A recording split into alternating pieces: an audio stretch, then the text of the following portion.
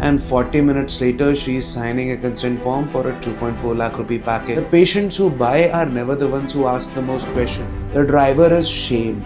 You're not selling a treatment or a product, you are selling a change in how someone experiences themselves, and that is the only insight that matters about why people buy.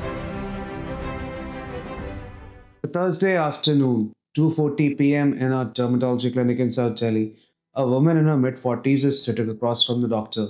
She came in for a basic chemical peel. The budget was maybe 8,000 rupees, and 40 minutes later, she is signing a consent form for a 2.4 lakh rupee package. She's not pressurized, she's not tricked, she is happy. And I'm watching from the sidelines. I was taking notes because I have seen this exact moment play out 100 times and I finally understood what just happens. My name is Hirsch and I run a consulting and performance marketing company working specifically for aesthetic clinics. I run multiple other companies as well, and that is the clean version. The actual version is I have sat in 5,000 plus patient consultations. I have watched patients spend 2 lakhs on treatments that they almost walked out of. I have watched patients abandon clinics when they were going to spend 50,000 with them that particular day.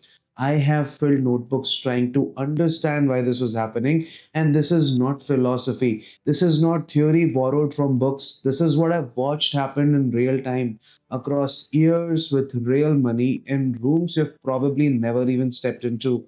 And here is what most people get wrong about buying decisions. They think neuroscience explains choice. It doesn't. It explains why that choice feels inevitable.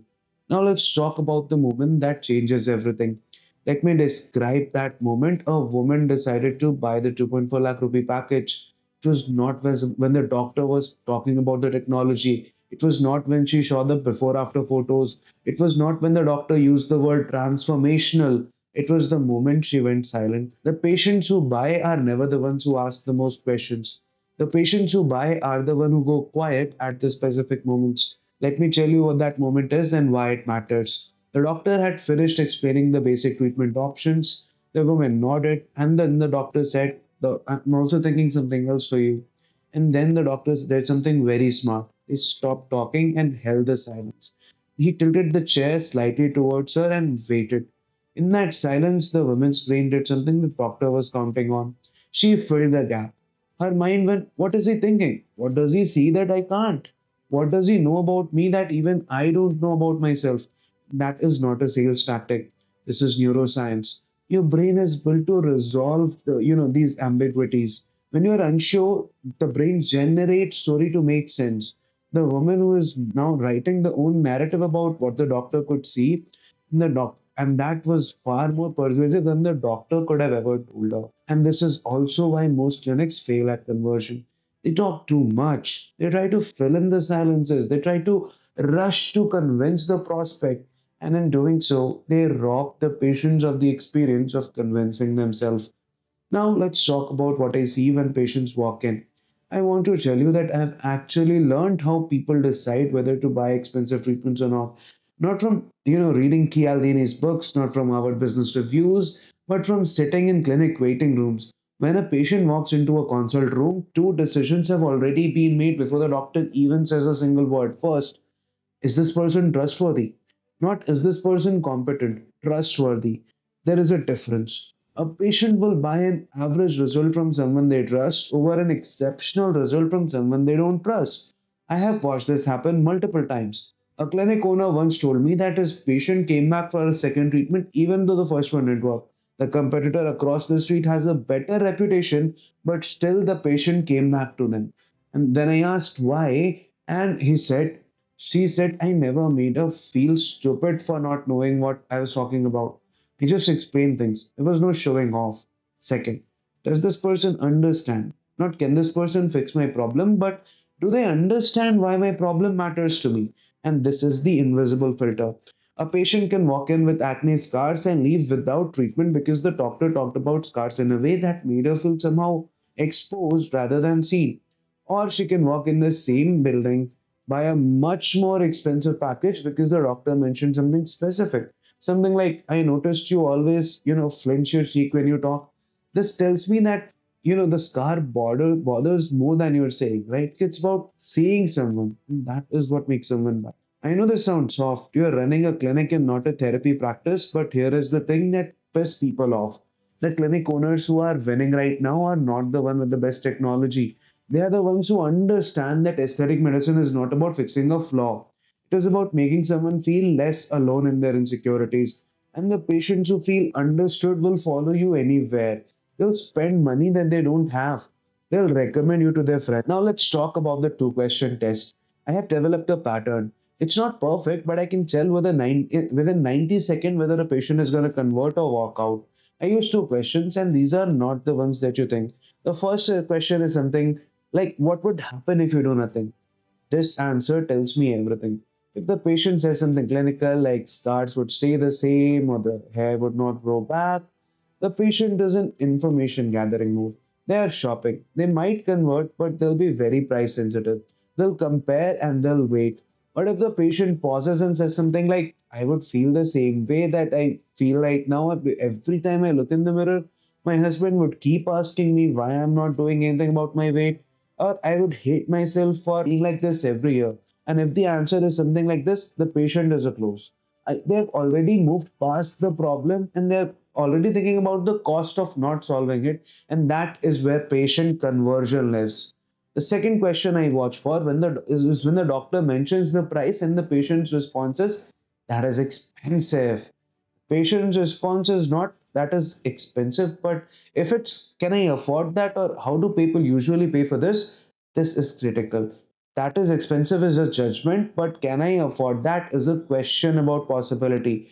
One patient is negotiating while the other patient is problem solving to say yes.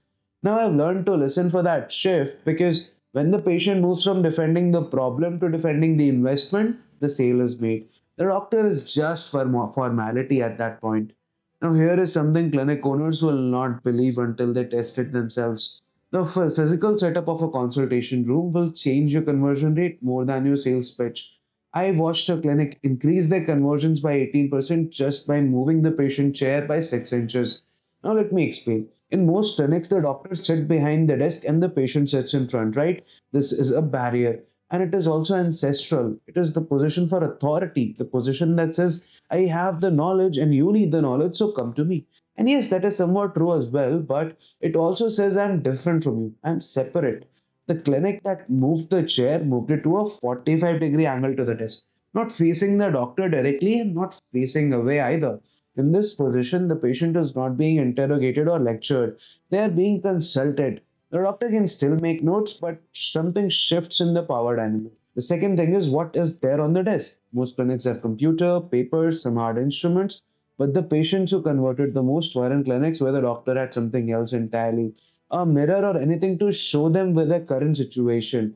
The doctor should reference that as a tool of conversation. Here's what I'm seeing. What are you seeing?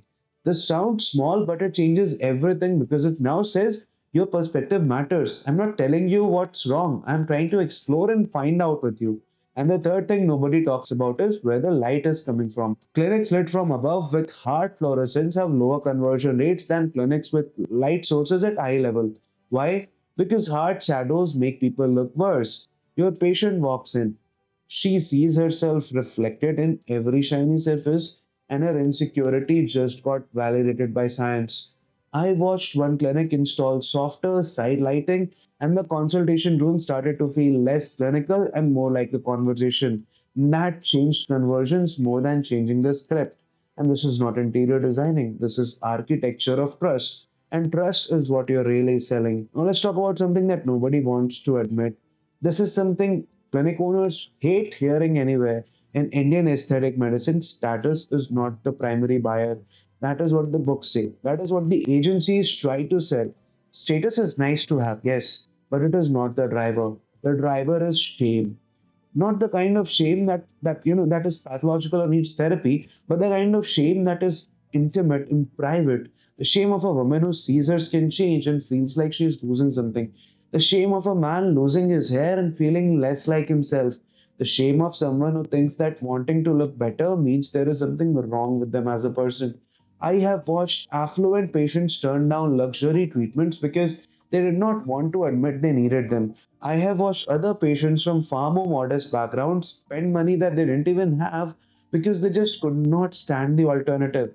The wealth did not matter, the shame did. And here is the part that matters. The clinics that acknowledge the shame, not by being sympathetic, but by being matter of fact about it, are the ones that convert. A doctor who says most women your age are thinking about this gives the patient permission to want what she wants without the internal story that wanting it makes her shallow.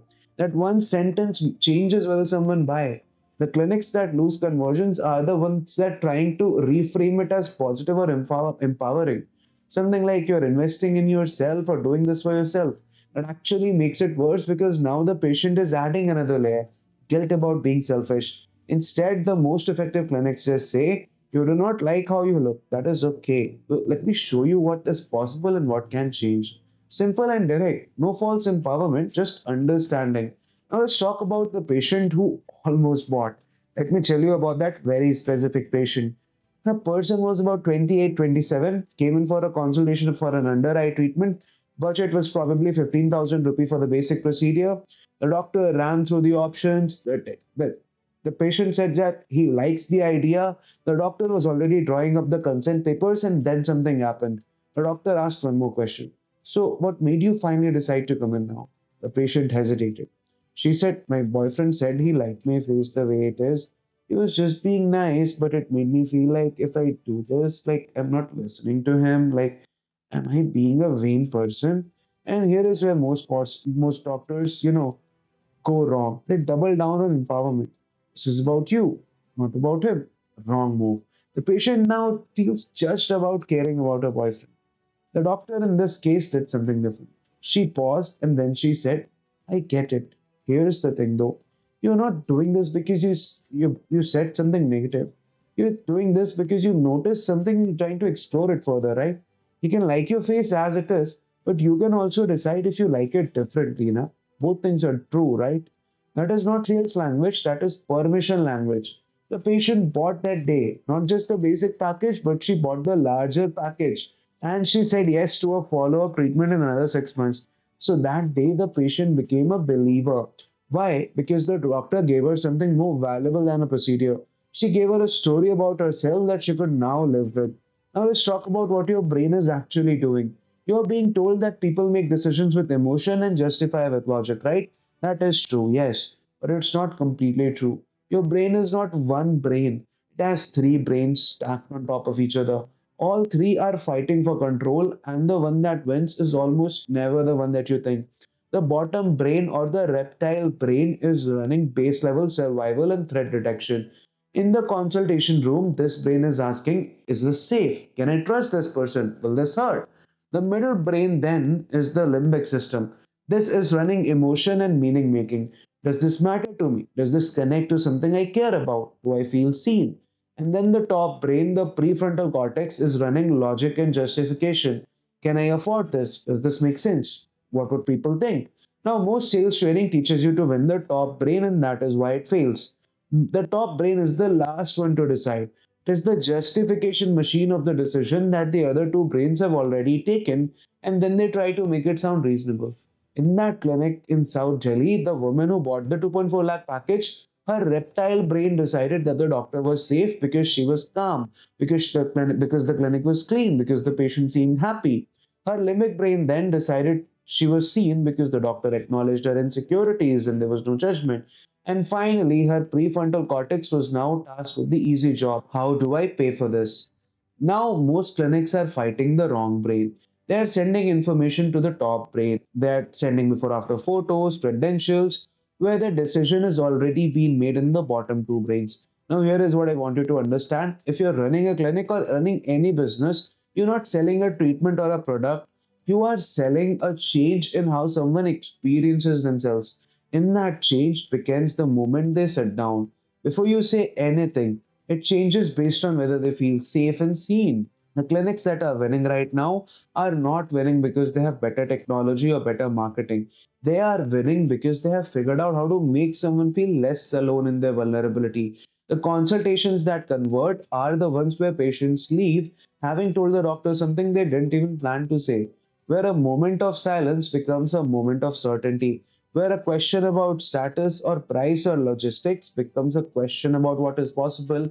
And this is not manipulative. This is not even that sophisticated. It is just what happens when you stop treating buying as a transaction, start treating it as a conversation between a person who wants something and the person who understands why that matter. The woman in South Delhi did not buy because she was strict or pressured. She bought because she walked into a room and someone understood what she was afraid to admit. Someone finally made her believe that fixing it was possible. That is not psychology. That is not just neuroscience. That is what happens when someone finally feels understood. And that is the only insight that matters about why people buy. Thank you for watching. I hope you liked the video. If you liked it, share it with someone who might find this valuable. Subscribe to the channel, and I'm going to see you in the next one.